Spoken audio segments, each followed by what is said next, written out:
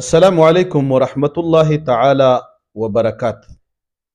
ګرانو دوستانو معززینو، په خوب کې لړم لیدل، لړم ټک ورکول، لړم په کور کې ګرځېدل، لړم در سره موجودېدل، لړم لرې لیدل، لړم په بیدیا لیدل، دا مختلف قسم تعبیرونه او د دې چې کوم ریزلټ دی، نتیجه ده، دا به زه تاسو له د علامه ابن سیرین رحمت الله تعالی علیه د کلام نه درکوم.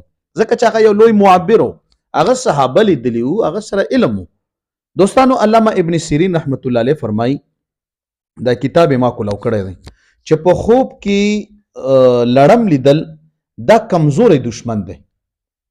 کمزوری دشمن دی چې خلق چې دی دا زوروي. ټیک شو؟ نو دشمن دی خو کمزوری دشمن دی، ځکه چې لړم خو دومره حیثیت نه وي، خو که یو چپل پسې راواخلم مردارېږي.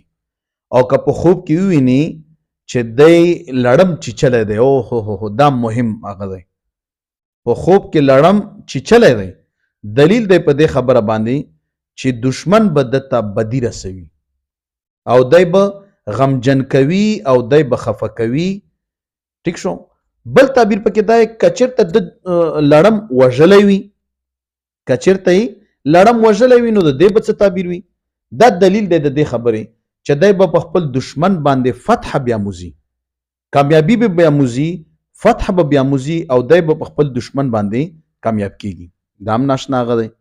او که چېرته وویني چې لړم یې وژلی دی خو بیا ژوندی شوی دی، کله کله یو شی ووژني بیا را ژوندی شي، او دله یې تکلیف ورکړی دی، دلیل دی د دې خبرې چې دشمن به په ده باندې فتح بیاموزي او دشمن به د مقابله کوي او د ته به مطلب چې تکلیف رسوي.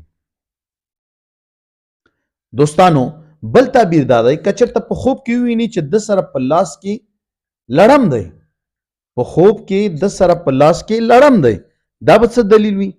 نو دوستانو، علامه ابن سیرین رحمت الله علیه فرمایي چې دلیل دا دی چې دا سړی چې کوم دی دا یو ازاری غوندې انسان دی، ازاری غوندې انسان دی، او د سره دشمن موجود دی او د ته به نقصان رسوي، ځکه چې په لاس کې د لړم شو خو خامخا به تا ته نقصان رسیږي.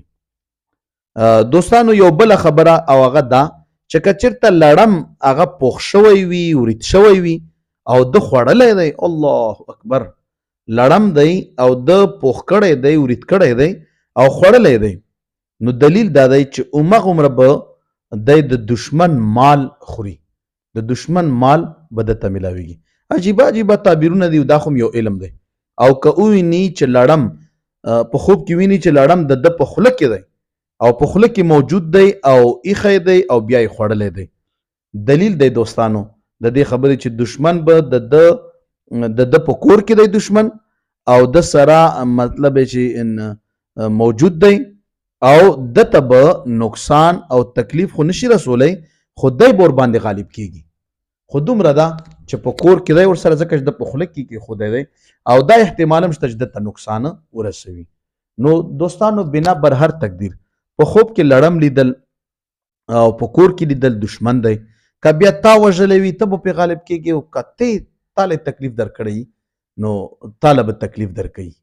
نو دا هغه خوبونه دي چې د دې تعبیر نن نه 1400 کاله څه د پاسه وړاندې علامه ابن سیرین رحمت الله علیه ذکر کړی دی.